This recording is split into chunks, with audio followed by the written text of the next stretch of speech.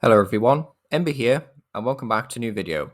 In this one, I'd like to talk about the full set review for Mask of Change, which was, of course, fully revealed. And the set will become basically all of our next set, Shrouded Fable, which releases in August. And this stuff will be legal for Worlds, apparently, which is very scary, So if you're going to go to the World Championships or you care about Worlds, then yeah, these cards do matter, which is, very scary. But first up, we have a grass-type Galvantula line to take a look at. I'm aware that there was a Galvantula dual type, like way back in, I think it was Steam Siege or something, that was like lightning grass. But I don't think we've seen a true grass-type Galvantula or Joltik in the TCG in a long time, if not ever. Like, I really don't remember ever seeing a grass-type Joltik. So this is really cool if you're a fan of Galvantula. Personally, I think this card is really cool. It's not like super great or anything, but it's still fun and flavorsome, which is always what you want from cards. Like, you don't want everything to be broken and playable, but you don't want everything to be, well, you do want things to be playable, but you don't want things to be garbage, and you don't want things to be broken either or boring, really. You just want things to be usable to some degree. And I think Galvantula ticks those boxes.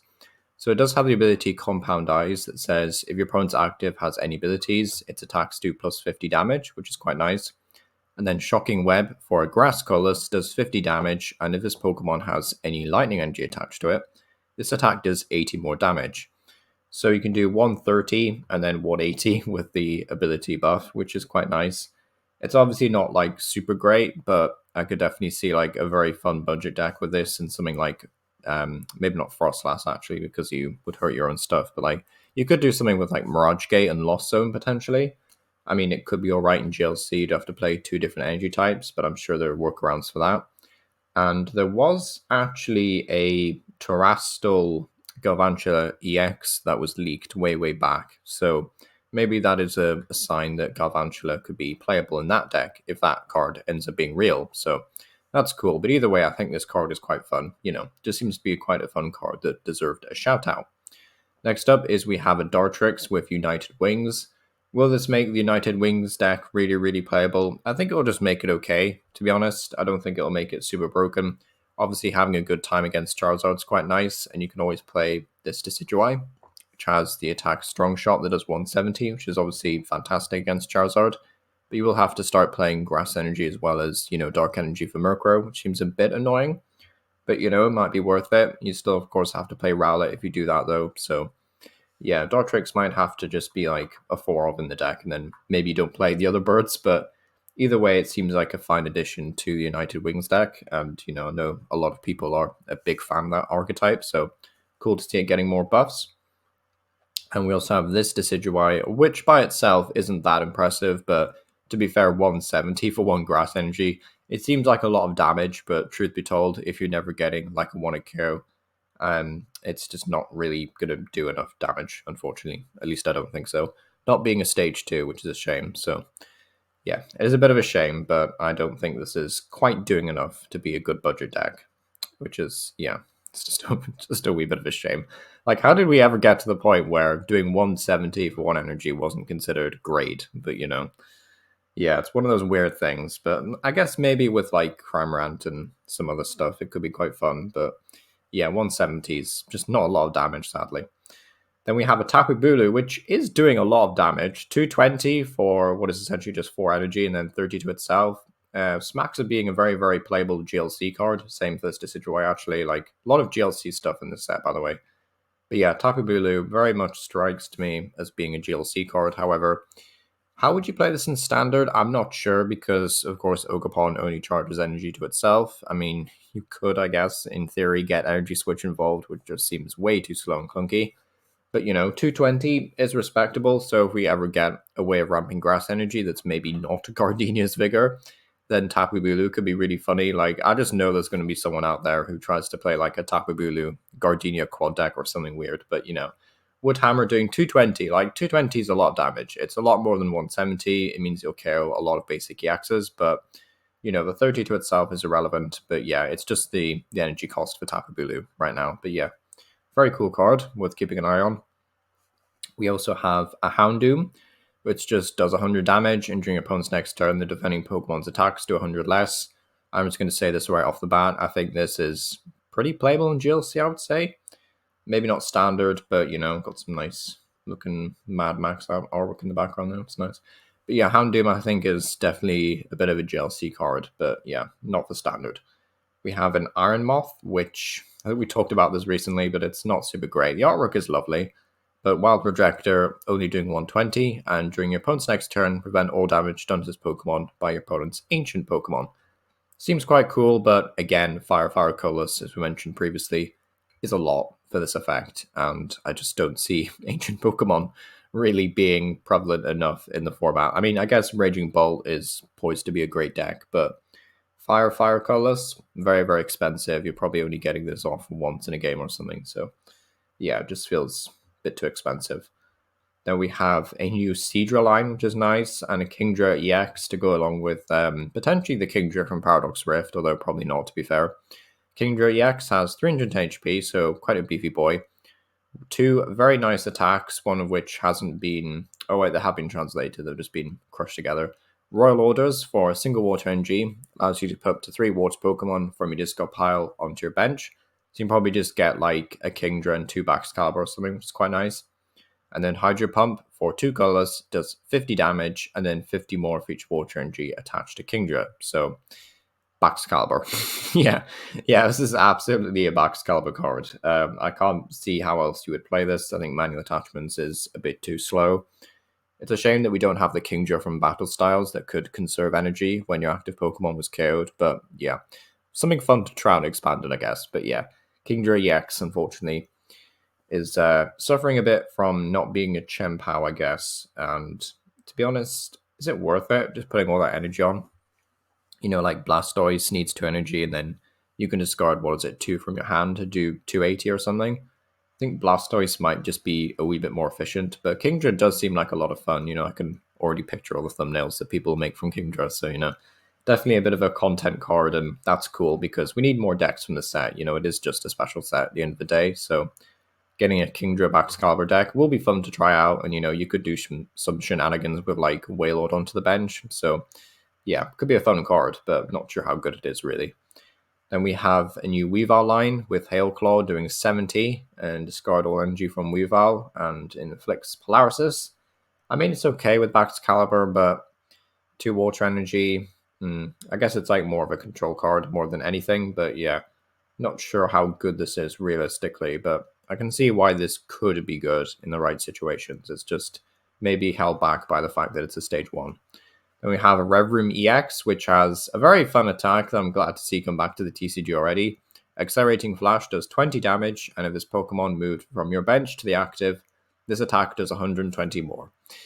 So it is basically just Glisspod, right? It's just Glisspod. It's first impression, doing a wee bit more damage than usual, so 140. Not quite Urshifuru's 150, but still 140 is very respectable for a single energy. And then Speed Break is a very strange attack, actually. I'm not sure if this has been translated correctly. If it has, then I think this attack is awful. But for 3 metal, it does 250, and you discard this Pokemon and all cards attached to it, which is a wee bit rough, shall we say. But I think this could be fun still with, the, maybe not even the other Revroom EX, just like the baby Revroom, the one that's like discard a metal energy and then draw until you have 6 cards in hand. I think that could be quite fun with this. And then you just have like a bit of a Glisspod deck, plenty of switches, some Crushing Hammers maybe. 280 HP is a decent amount as well. Like, I can definitely see a deck with this, Rigid Band and stuff involved. Yeah, it seems like a lot of fun to try out. Yeah, maybe not super broken, only doing like 140 or the occasional 250, but yeah, I could definitely see this being a lot of fun to play. We also have a Hypno that's actually really interesting.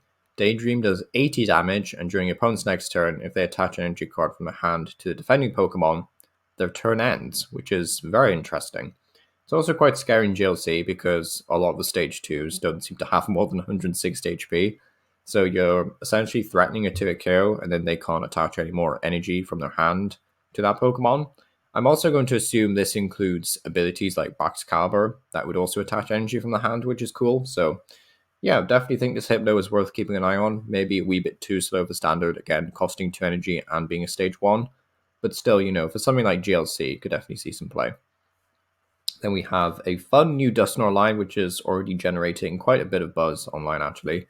This Dusclops says, once your turn, you may put 5 damage counters, so 50 damage, quite respectable, on one of your opponent's Pokemon. And if you did any damage in this way, this Pokemon is knocked out. So, yeah, interesting. And Dusknoir has the exact same ability, but it's for 13 damage, and of course, it's a stage 2, so it's a wee bit more awkward. But yeah, I think this is really cool. Definitely for GLC, but also potentially for standard. You know, you could trigger Charizard with this, and I've already seen some people theorize about using this with Dragapult.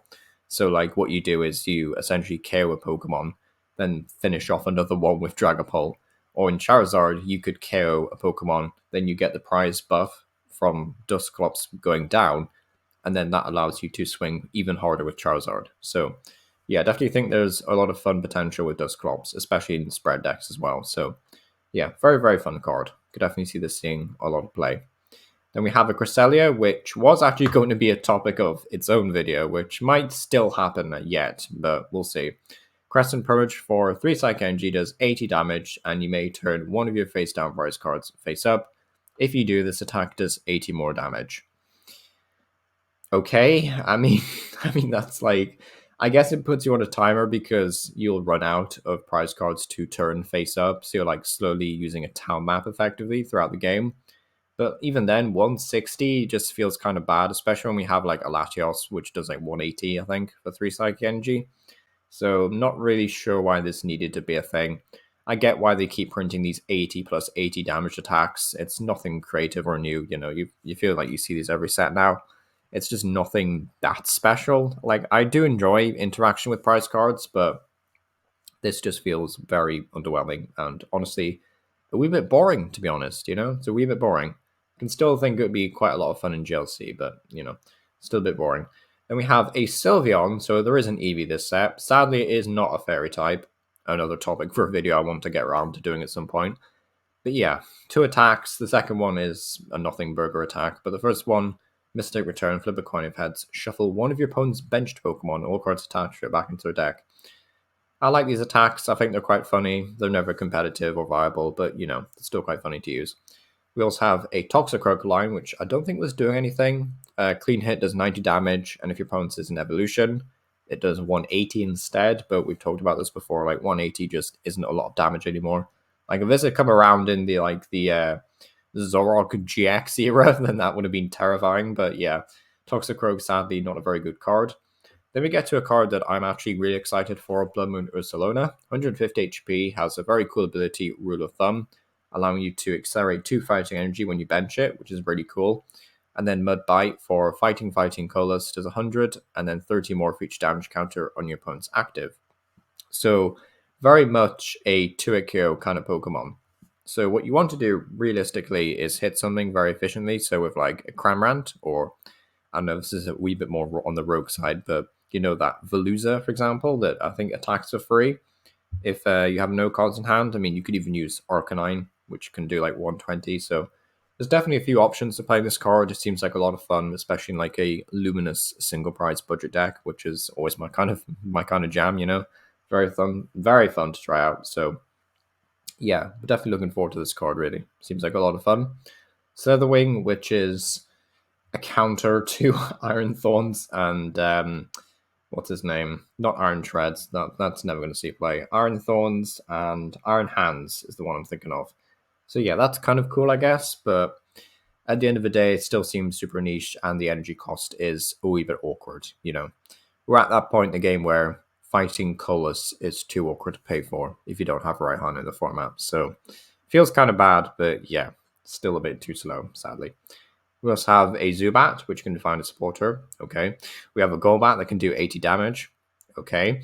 We also have a Crobat, which is alright, which says once your turn, if you played a Janine's Secret Technique from your hand during this turn, you may draw cards until you have 8 cards in hand. And then Toxic Fangs for a Dark Colors does 120. And your opponent's active Pokemon is now poisoned, but do damage counters on it instead of 1 between turns. Okay, I guess. It's like aggressively okay, but like the fact that you're not doing like any damage at all with this guy. I mean, you will get a 2-hit kill and everything with the poison ticks, but Yeah, I'm just not really feeling it for this Crobat. It seems kind of fun, I'd be happy to try this out with, 4 copies of Janane's Secret Techniques. That is a good card, but at the end of the day, I don't think this Crobat is anything special, sadly, which is, a bit of a shame. I definitely think in an expanded, it could be quite fun because you've got the Golbat that can place 2 damage counters when it evolves, which is really cool. So there's definitely some potential there. Definitely expanded could be quite fun, but yeah, as it stands, I don't think this will be great in standard. But another budget deck to try out at the end of the day, which is cool.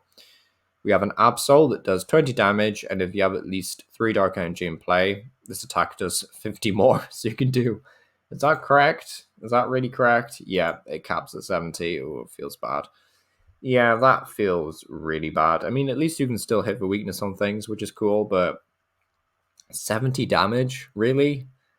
I don't even know if this is worth it in a Darkrai V Star deck. I don't know. I don't think it is. It might be playable in GLC, but even though I'm like very tolerable towards mediocre GLC cards, this still feels quite bad. Only 70 damage. Yeah, feels bad, but yeah, that's Absol. And we can move on to Zorog, which is always quite nice to have a look at because Zorog gets cool cards. Definitely some bias going on there. 2 colorless, Phantom Jack does 60 damage for each of your opponent's Pokemon EX and Pokemon V in play. Okay, so I think this card is playable. I don't think it's garbage, but I just don't really think there's too many decks that this actually counters right now. It counters maybe Arceus decks, maybe Raging Bolt decks, but the thing is, it's all well and dandy, saying these cards like Zoroark and Scizor are going to be really good because, in theory, my opponent will play all these Pokemon with abilities and stuff, but the harsh reality is the average opponent isn't silly enough to do that. Like most of the time, if I'm playing Scizor, for example, and my opponent opens with a Pokemon, they see my Scyther, they're like, oh, I'm just going to limit how many Pokemon that I play of that characteristic. So, I think the same will be for Zorg. It's a very fun card, and I think it will see some like niche play with the different things, especially if we get, like a Zorg EX. But the truth is, I think Phantom Jack just isn't a brilliant attack, and you're never like getting a one kill unless your opponent does overbench and you catch them off guard, which is also a bit tricky to do because then you have to keep Zoras alive, and how many Zoras and Zoroks are you playing at that point? So yeah, I hope it's better than I think it is. I don't want to be a pessimist about everything, so I hope it is better, but yeah, it's a bit concerning. And also having to rely on double turbo and flipping reverse energy is also a bit harsh. Definitely don't like those cards anymore. So yeah, we definitely need double colors back if this is going to see some decent success. But yeah, it's a cool card, but just don't think it's strong enough. Then we have Inkay, which can look at the top card of your opponent's deck. Okay. Then we have Malamar with the attack Conspiracy Tentacles. One Dark Energy, switching one of your opponent's bench Pokemon to the active, and it does 120 to the new active Pokemon. However, the catch is, if you did not play 06 Plan from your hand during this turn, this attack does nothing. So, yeah, 06 Plan is the one that says your opponent discards cards until they have 3 cards in hand, which is brutal, but 120 is also awful, even for 1 Dark Energy on a single prizer. So, yeah, I just don't see this being a great deck. I mean, you could make something out of it, I guess, but yeah, I just don't see it, to be honest. It just seems really, really bad. There's about 4 other decks from this set that I would play before trying Malamar, so yeah. If I pull like a 4-4 line when the set drops, then maybe I'll play Malamar, but just feels kind of bad. Then we have Yveltal, which has the attack Knowing Winds. Put 2 damage counters on each of your opponent's Pokemon that has any damage counters on it already. And there is just a lot of Pokemon now with very, very high HP. There was a time when 2 damage spread mattered, but at that point in the game, there was also Stage 2 GX Pokemon that had 250 HP. So, I don't think a 2 damage counter spread is really going to cut it. I know they have to keep bearing in mind that basic Pokemon typically have about 78 HP, so they can't print anything too broken.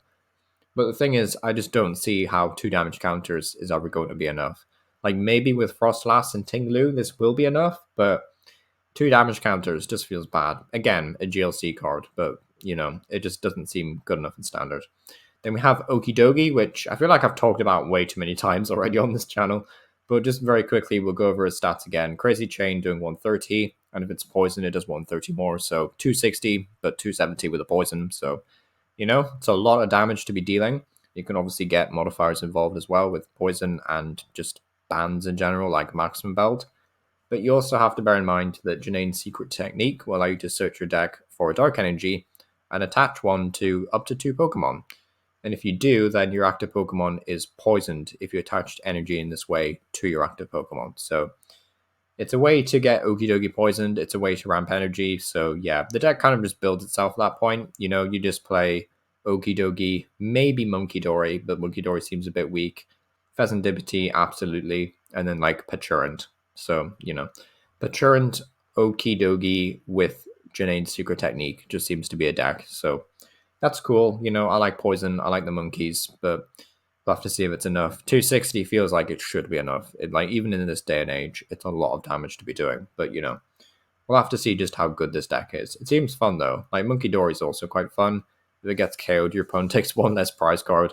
It's just a shame. It's just a shame, sorry, that Doty Headbutt is only doing 190 though. Feels a bit bad, but yeah, fun cards. Pheasantipity, I think we'll see play in other decks as well, actually. If something was knocked out, you may draw 3 cards. Very playable. Definitely, Oricorio GX vibes, which is cool, but, the attack is also semi-useful sometimes. But, yeah, the ability I definitely think we'll see play in some things. Could definitely see this going in my Feraligatr deck, but, it's a cool card. And Peturant, we'll not talk about Peturant again. We've done this way too many times, but I think it's a fun card, and we'll see play with Okidogi. Moving on, though, we have a Genesect, which I haven't actually talked about, I don't think, on this channel, which is, it's an alright card. It says as long as it has a tool card attached to it, your opponent can't play any A-specs. I mean, that might win games, but at the same time, it's a bit of a commitment for bench space in most archetypes.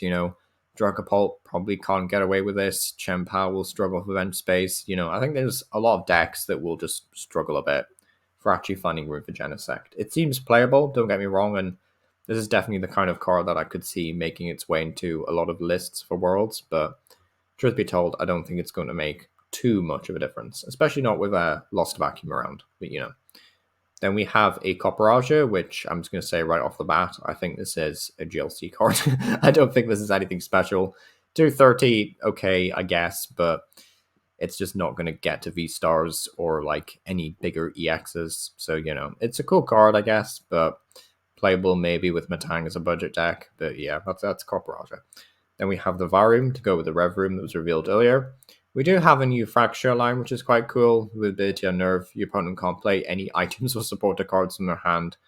Prevent all effects of those cards, done to Fracture. So it's not like you item and supporter lock, which is what, for some reason, I thought it did initially. But no, it's a wee bit more balanced than that, shall we say. But, it's still a very nice effect to have. And then Haxorus does have Axe Down, which says your opponent's active Pokemon has any special energy attached to it, it is knocked out. So, yeah, pretty playable in my opinion. Could definitely be food for Regidrago, which is very cool. As always, Regidrago getting more cards to use, I guess. Dragon Pulse doing Fighting Metal 230, and you have to mill 3 cards on the top of your deck. Feels kind of bad. It's just very much what was it called? Tyranitar from Paldea Evolved did something very similar. Hasn't seen any play. That costed 2 Dark Energy, which is arguably more playable than this. So, yeah. I don't think Haxorus will be a deck in of its own right, which is a shame. But Axe Down, absolutely worth keeping an eye on. Then we have Kyurem, which is the dreaded Lost Zone counter, I guess. Even though Lost Zone seems to have fallen off so hard after losing Escape Rope, I don't think it's too much of an issue. But if your opponent has any cards with colors in their name in the discard pile, the attack cost of this Pokemon Triforce is colors instead. And as we'll see later on, there is a really good colors in this set. There was a really good one in the Plasma era. And of course, there was Colors Experiment. So I definitely think in GLC, this thing could be quite dangerous. But as it stands in Standard, I don't think it's particularly great. It's cool for Regidrago, again. But, aside from that, it's a wee bit on the weak side. Then we have a Persian, which is a very angry kitty, but sadly, it's pretty much bulk, which is a shame for this Meowth. Staring up at the moon or something. What's he doing? But yeah, that's Persian, pretty much bulk. We've got the Eevee to go with the Sylveon from earlier. We have a Furfu, which is basically just pack filler. Like, what is this? Awful card. GLC card, nothing more. Then we have Beware, which is 130. They weren't even trying with this card. Yeah, we can move on. Dangerous Laser, like, I think a lot of people have already talked about this enough online as well, but your opponent's active Pokemon is now burned and poisoned. This should not be an A spec. Like, flat out, this should not be an A spec. Like, I've seen some bad A specs in my time. This takes the cake as being the worst, I think. I do think this is the worst A spec by a mile. Burn and Confusion. I'm just. I needed some coffee to think about Dangerous Laser. It's just not good. Like, I just don't see why this needed to be an A spec. You know, if this was just like Burn, Confusion, plus poison, then maybe, because there's a lot of ways to modify poison damage, which could have, serious implications for just playing an item that inflicts damage. But if it's just burn and confusion, why not just have it be like, oh yeah, you have to discard an energy card from your hand in order to use this item? Just do something like that, or do it on a coin flip, burning confusion. Just do something else, because just feels unplayable, It feels bad. If you pull this from a pack though, and it's like the only A spec that you have, then technically it's more of like a universal A spec for any deck than some of the other ones are, which is a plus, I guess. So it's not like complete garbage in that sense, but for the most part, yeah, I just don't see this card seeing any play whatsoever. Then we have Pokevital A, which says heal 150 damage from one of your Pokemon. If this card is in the discard pile, however, it can't be put into the hand or deck. Interesting. Seems like it would be pretty good for something like Venusaur, but at the end of the day, for most of these massive healing effects on A specs, you just think, why am I not just playing like Hero's Cape to give myself plus 100? Now, the argument there is that Hero's Cape can be lost vacuumed away. This can't. So there is potential, for something like a surprise Pokevital A to heal 150. And you're not waiting for your opponent to surprise KO your Venusaur because they played a lost vacuum on your Hero's Cape and, reduced you down to 340 HP or whatever and got the KO. So I do think it does have some uses. It's not complete garbage, but as it stands, I can't think of any that are warranting really playing this card, I think the decks that want to play it just have better A specs anyway, which is a shame, but it's still a cool card. Then we have Nightly Stretcher. Choose one. Either retrieve a Pokemon or retrieve a basic energy. I quite like this card. I think it could be quite fun for Stage 2 decks. Retrieving a Stage 2 Pokemon is always nice.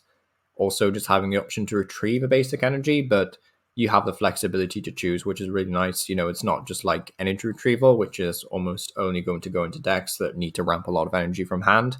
This is basically just giving you a choice. Do you want that manual attachment, or do you just want to get back a Pokemon? So, personally, I think this card is really cool. Could definitely see a lot of play, in my opinion, especially just like a one-off in Arven decks.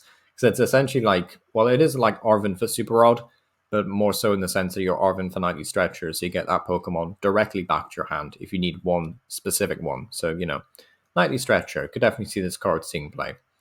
Binding Mochi is probably my favorite card in this set, actually. The attacks of a poison Pokemon this card is attached to do plus 40 more damage to your opponent's active Pokemon. Cloth. Right? It's a Cloth card, right? It's just Cloth. Cloth wants to be poisoned. Cloth does a lot of damage. This is good. This is just going to modify by plus 40. Fantastic. I also think this modifier is strong enough to the point where we have to take a look at Brute Bonnet again and think, maybe is there a Pokemon that's not quite doing enough damage? Maybe we use Brute Bonnet to poison both active Pokemon, and then we get the plus 40 modifier from this, and then it's essentially plus 50 if we factor in poison. So I think that's worth considering, just for anything, really. If there's a single prize Pokemon that's maybe not doing enough damage, or not quite doing enough damage, there's been plenty of them this video, I mean, Crobat was, what was Crobat doing again? Like 120? And then if you played Janane's Secret Technique, so you're getting Crobat poisoned anyway, so you may as well put Binding Mochi on Crobat. So, that's one example. Could definitely see this being used in something like Dondozo, just to do a bit more damage. So, yeah, very, very playable card. Very looking forward to this one. So, yeah, cool card. Then we also see another really interesting tool card that was revealed today. Power Hourglass says, at the end of your turn, if the Pokemon this card is attached to is in the active spot, you may attach one basic energy card from your discard pile to that Pokemon. Really cool. Just a really cool tool card. I think this is really cool. It's interesting because, in something like Ogerpon, this could obviously act as like a mini wave exciting energy over the course of a few turns. Could be quite solid in Raging Bolt, of course, because, you are discarding a lot of energy in play. So yeah, I definitely think this could be really fun. Could also make my Sinstrager deck a wee bit more playable, so it's always a plus. But yeah, Power Hourglass I think is a very, very strong card potentially. I think this could definitely see a decent amount of play and success. So yeah, this feels very, very playable. It's a cool card. Also, just any attacks really that want to discard energy and stuff. So yeah, very, very fun card. Then we have Colorus's Tenacity. So search your deck for a stadium card and an energy. Never underestimate a card that will find you a stadium and any energy. So that's special energy as well. So yeah, seems very, very playable. Of course, Kyurem is there to keep this guy in check as well as Colorus Experiment in check, but I still think this card will see play regardless. But very, very fun cards for GLC as well, by the way. Keep forgetting to mention that. Very, very fun cards. We'll talk more about GLC in a future video, but cool cards. We also have Janane's Secret Technique, which we talked about before. I just think this card is amazing. The fact that you're ramping energy from the deck and it's not from your hand or discard power for change is interesting, and it's just a wee bit less awkward. You're not worrying about getting them into the discard pile or your hand. So yeah, just seems very, very playable, which is cool. This also means that Okie Dokie and Crobat get to be a thing, I guess. So that's nice. But yeah, that's Janaine. Then we have Cassiopeia, which I think many people thought they would save Cassiopeia for boss's orders, which I guess they might do that yet with like a different name, I guess, with Cassiopeia. But this says you can only use this card if it's the last card in your hand. Search your deck for up to 2 cards and put them in your hand, then shuffle your deck. So yeah, seems very, very legit in something like Arcanine where you want to like dump your whole hand anyway, and then just guarantee 2 very specific cards. It might be okay in like turbo decks as well. You want to go fast, you just need certain pieces. Yes, could be good. So Cassiopeia seems very, very playable, continuing the trend of playable supporters in this set. Xerxic's plan is just pure evil, and I'm not sure why this card needs to be printed. Your opponent discards cards in their hand until they have 3 cards remaining. Some people have said actually that this is a anti-control card as much as it is a control card, which is true. Pidgeot players tend to sit on massive hands, but at the end of the day, I'm just not looking forward to playing against this card. There will be times where I've said this before in the past, but you have 6 cards in hand. Some of it's important. It's like stage 2 Pokemon, rare candies, that sort of thing. Your opponent plays one of these and you have to discard a bunch of it. It just feels bad, it just feels bad. So yeah, I'm not looking forward to this card. It doesn't feel inherently broken and toxic, but it does feel very annoying to play against, so that's unfortunate. But yeah, Neutral Center is one of 2 stadiums that was revealed. This says, prevent all damage done to Pokemon that don't have rule boxes by attacks from your opponent's Pokemon EX and Pokemon V. And it's one of these effects where it can't be retrieved once it's discarded.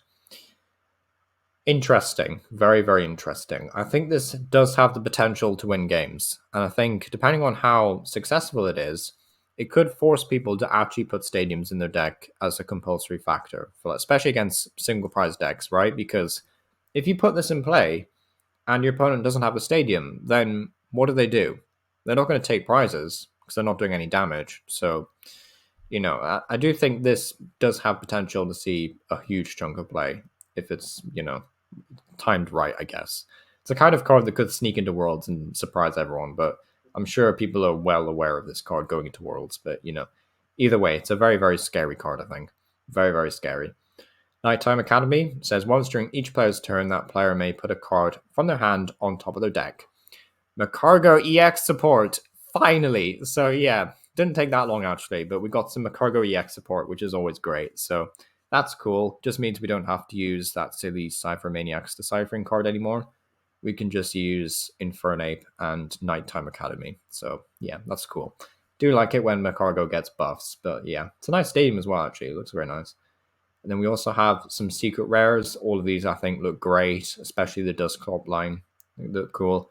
Beware got one, which is quite funny. Like, it's a very scary image of Beware for such a bad card, but, also quite nice. And then some nice sleeves. But yeah, this video's already very long, so I'll wrap it up there. Thank you for watching. Let me know what you think about these new cards down below. And as always, thank you for watching.